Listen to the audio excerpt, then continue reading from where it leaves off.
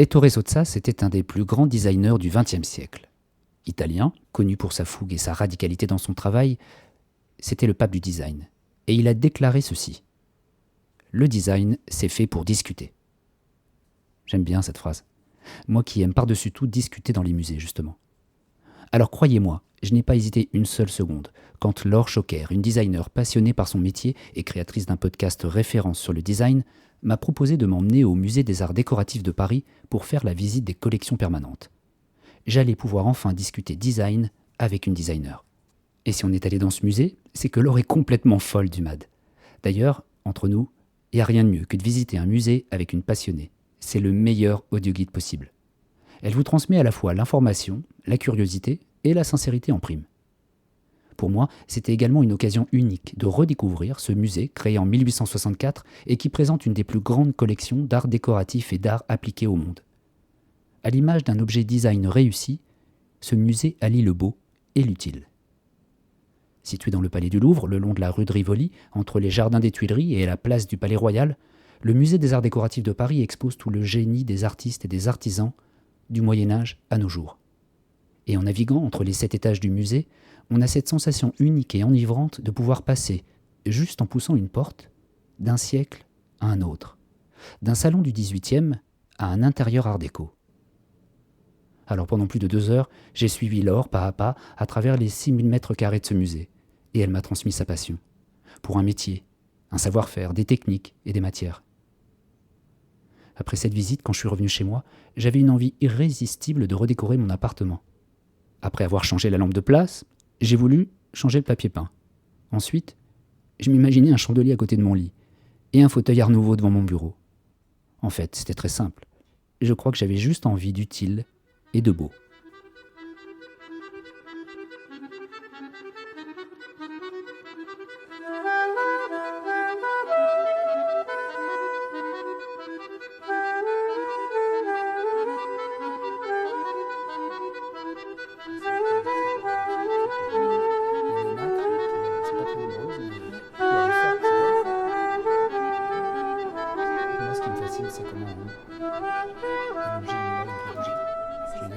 Eh ben oui, on se trouve au musée des Arts Décoratifs aujourd'hui.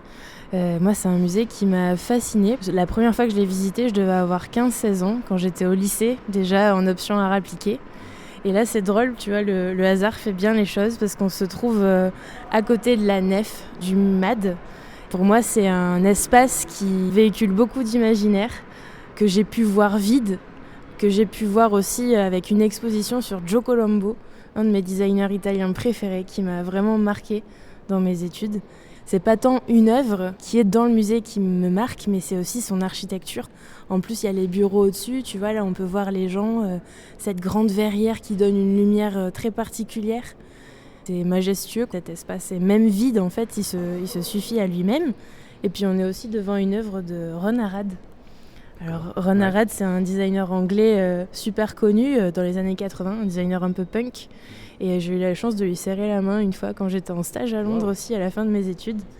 Une de ses premières œuvres, c'est le siège Rover, un siège de voiture qu'il a détourné en fait pour faire un fauteuil.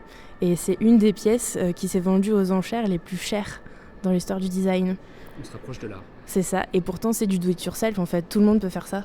C'est génial, et c'est du design et c'est exposé dans un musée.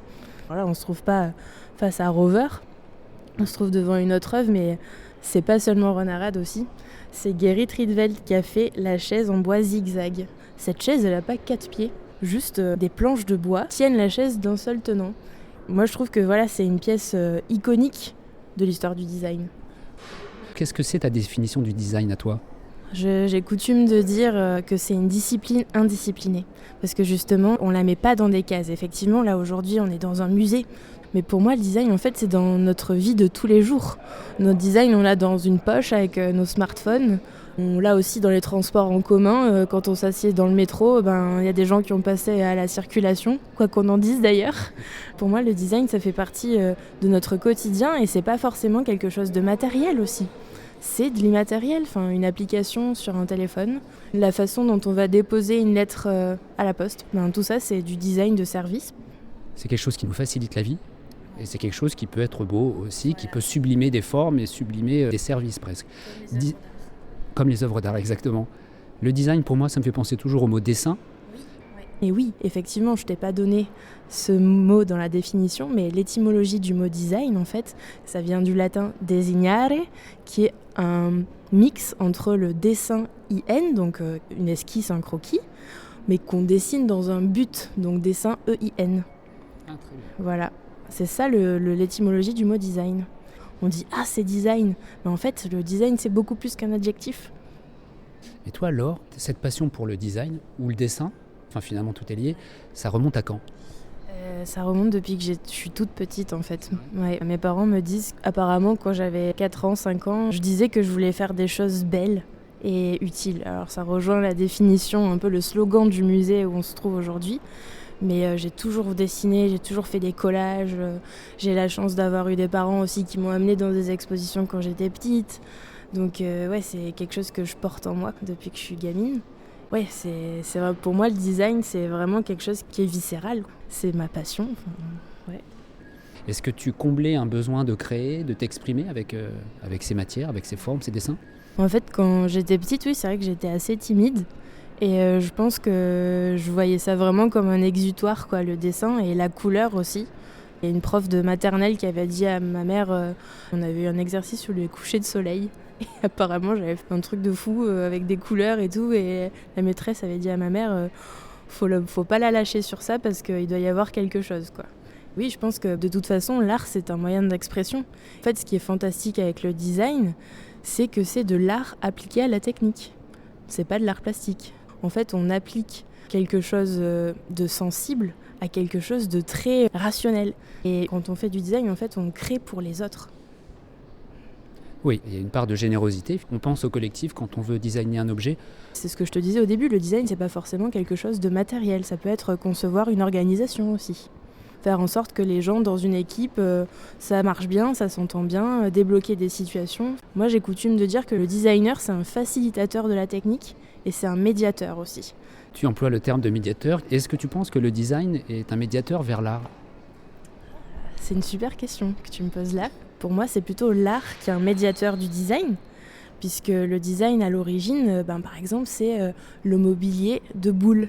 Donc Boulle, c'était l'ébéniste de Louis XIV à Versailles.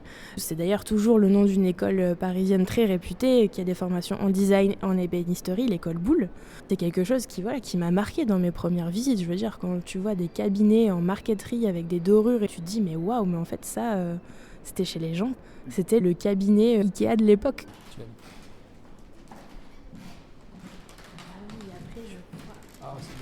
On arrive devant un cabinet en marqueterie qui est incroyable. Autour de 1670, avec du sapin, du noyer, du tilleul. Moi, la marqueterie, c'est vraiment quelque chose qui me fascine parce que, en fait... Excuse-moi, qu'est-ce que c'est la marqueterie ? Ah oui, la marqueterie. Alors la marqueterie, c'est une technique d'ébénisterie, de plaquage de plusieurs essences de bois. C'est une technique décorative. Par exemple, on se trouve face à cet objet où il y a des essences de bois qui forment des motifs de fleurs, d'oiseaux.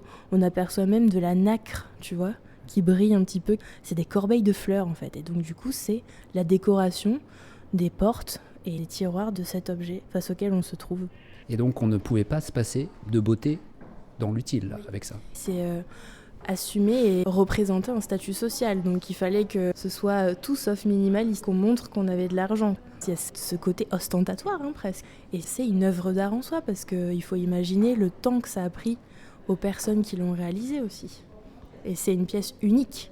Je pense pas qu'il y avait cette question de répétition comme dans l'industrie du design qu'on trouve aujourd'hui.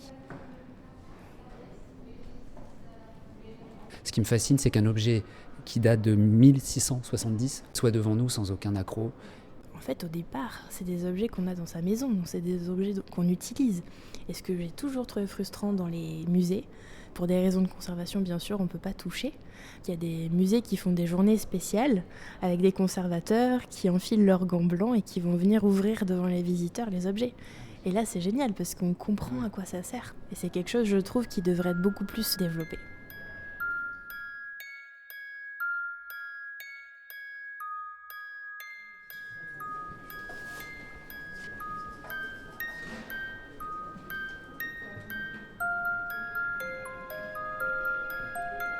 Bon, on continue notre sens de la visite. Laure, on a monté un étage, on est toujours dans les collections du musée, on est toujours dans cette période du XVIIe, XVIIIe. C'est la période Louis XIV, Boulle dont on parlait tout à l'heure. Là, on s'est arrêté devant une console avec 5 étagères qui nous présentent des tout petits objets, des pots à tabac, des flacons de parfum, des personnages en faïence, très délicats. Et on a l'impression que ces objets ont été conçus simplement pour être des objets sans fonction presque, tellement ils sont travaillés. En fait, on se retrouve devant une vitrine qui est presque cachée, hein. Enfin, si on ne l'aperçoit pas, on peut la louper, qui contient exclusivement des flacons, des objets de cosmétiques. Alors, il y a aussi des objets pour la cuisine, mais en fait, ce sont que des contenants. Il y a aussi des boîtes, là, franchement, on se disait ensemble, on dirait une boîte de chocolat. Et en fait, c'est des boîtes à mouches. C'était les petits grains de beauté, les faux grains de beauté qu'on se mettait sur le visage. Tout est question d'apparence avec ces objets parce qu'ils sont beaux et ils servent à nous rendre beaux. Et puis il y a aussi des soufflets à perruque. On s'est posé la question tous les deux de ce que ça pouvait être et on se retrouve devant un soufflet en cuir pour poudrer les perruques. Quand on lit le cartel, on peut s'imaginer les gestes que les gens faisaient à l'époque et pourquoi ça a cette forme. Si ça a une forme de soufflet, c'est que c'est attribué à une fonction. Et c'est ça le design aussi. Et c'est donc en même temps une histoire de la vie quotidienne. Quand on regarde cette étagère avec tous ces objets, on prend un peu plus conscience du quotidien. Alors du quotidien d'une certaine classe sociale, évidemment, qui avait les moyens d'avoir ces objets, ces mouches ou ces perruques. Mais c'est une histoire de la vie quotidienne qu'on nous donne à voir. Flaconi, étui gainé de cuir, galucha, écaille ou nacre. On vient de comprendre qu'il y avait des objets qui étaient faits en peau de requin. Alors ça, c'est quelque chose aussi qui m'a marqué dans mes premières visites. Quand j'étais petite, j'avais déjà vu ça, et des meubles en peau de requin. Et c'est vrai que je me suis dit, mais waouh, ça veut dire que du coup, on tuait des requins pour prendre leur peau, enfin comme le cuir, quoi, comme les vaches. Mais sauf que là, le requin, c'est encore plus précieux, hyper ostentatoire. La peau du requin, elle va avoir une granularité particulière, elle va créer un motif très spécifique. Comme les différents cuirs. Par exemple, les cuirs d'autruche, ça a des petits points. C'est un matériau qui est décoratif en soi, on n'a rien besoin de faire. Et ça s'appelle le galucha, la peau de requin. Et ça d'ailleurs, peau de requin aussi. Flaconi, étui gainé de cuir, galucha, écaille ou nacre.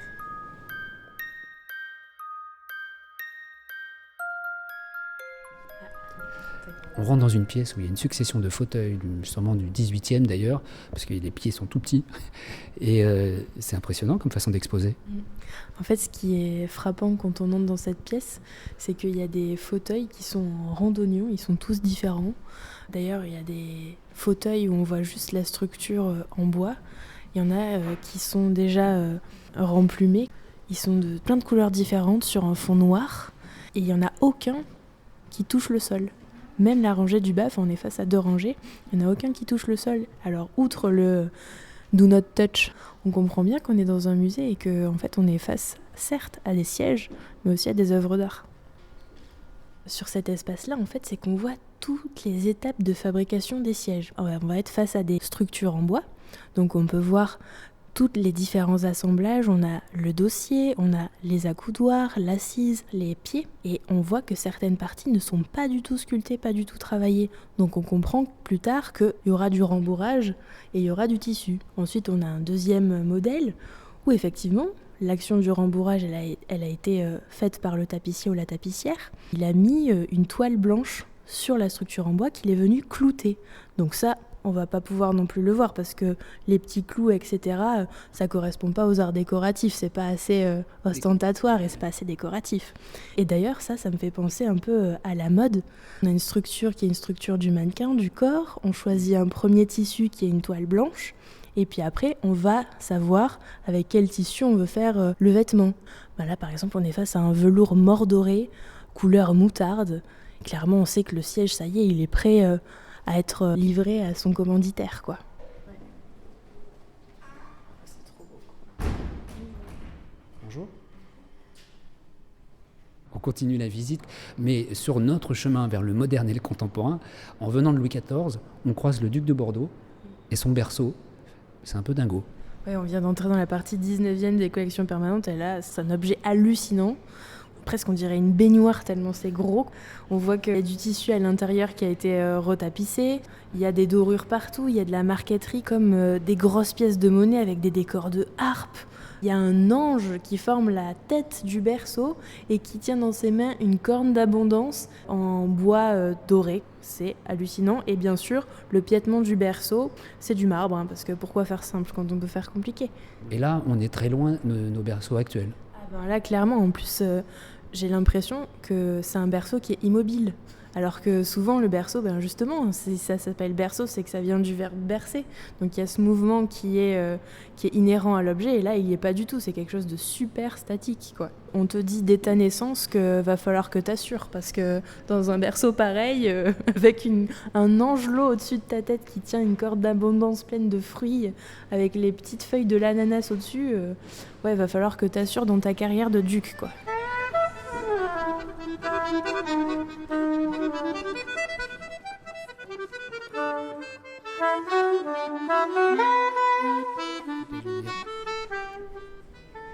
C'est une partie, donc on appelait ça moderne et contemporain, donc 20e et 21e siècle.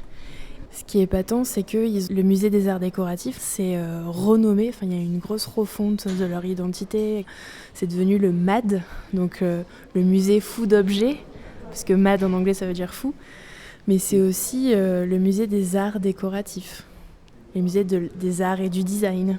On passe du 19e au 20e siècle et on comprend qu'on rentre dans la production sérielle.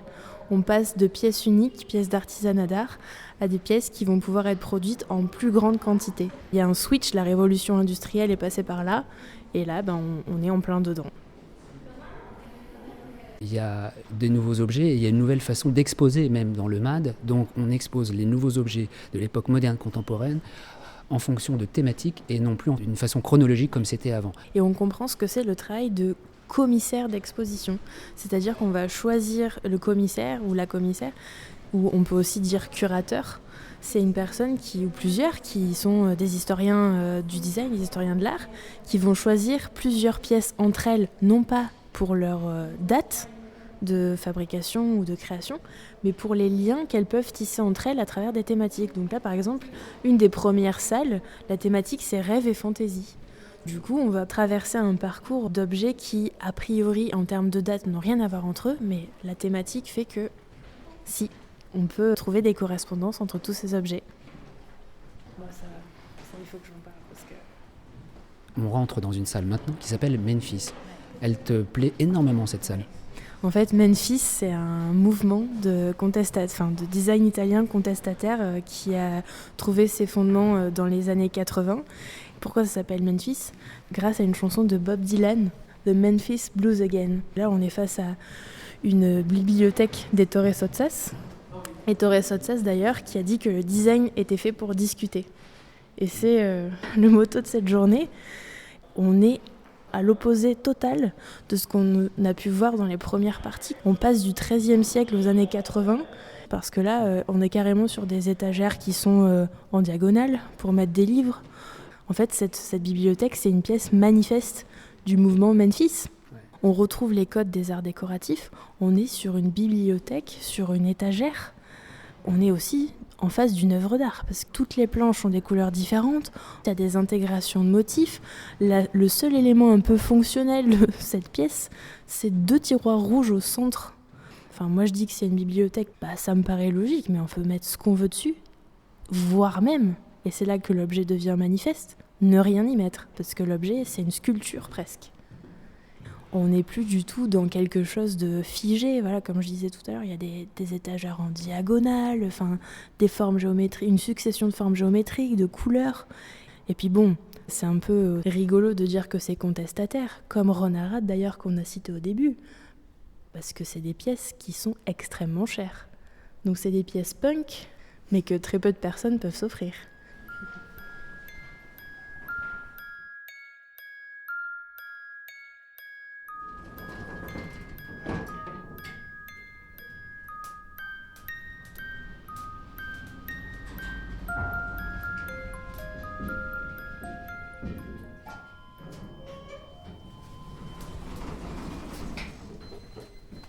On vient de prendre l'ascenseur pour monter du 5e au 7e. Il y avait un endroit pour terminer notre visite où tu voulais absolument venir voir la bibliothèque du siège.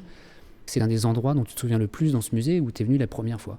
Je me souviens déjà cette forme de bibliothèque de siège à l'époque. C'était ça la scénographie, c'était un grand gâteau à étage blanc sur lequel étaient disposés des sièges et on pouvait faire le tour.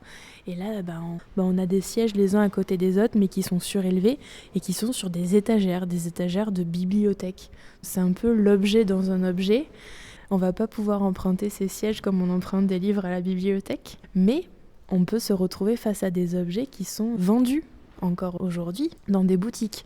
Moi je trouve que ça invite aussi à aller dans des galeries, dans des boutiques, à s'asseoir sur ces sièges.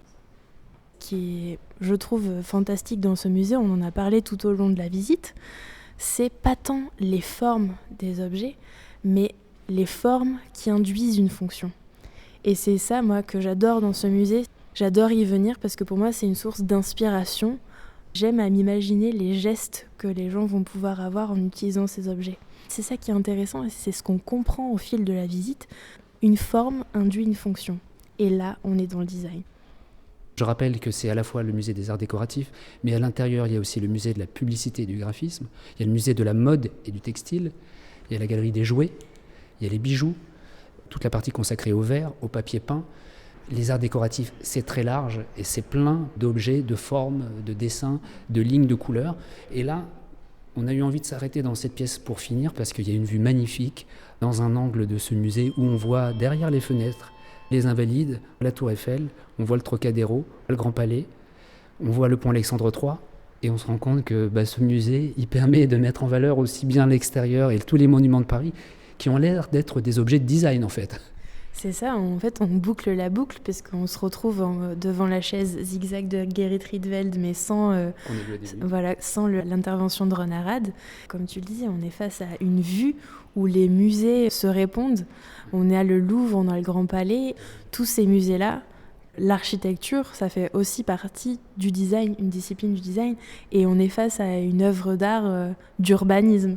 C'est pour ça que Paris, moi je suis pas parisienne, mais Paris a autant de succès auprès des touristes et que c'est certainement l'une des plus belles villes du monde. C'est qu'on est face à notre patrimoine, aussi bien à l'intérieur qu'à l'extérieur.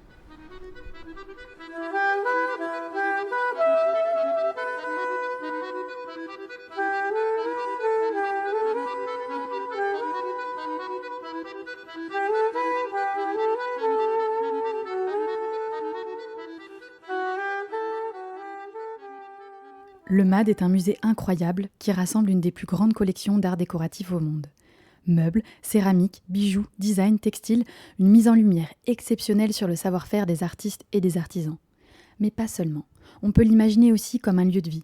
Car oui, après avoir visité les collections permanentes et temporaires, vous pourriez participer à un atelier d'art plastique, puis passer vos documenter à la bibliothèque, et enfin vous perdre dans la librairie boutique du musée où vous repartirez certainement avec un objet unique et insolite. Et puis, évidemment, plongez-vous dans l'univers du design en écoutant les intervenants passionnés du podcast Dessin, réalisé par Laure Choquer. Son podcast est disponible sur toutes les plateformes d'écoute et c'est le premier podcast qui parle de design.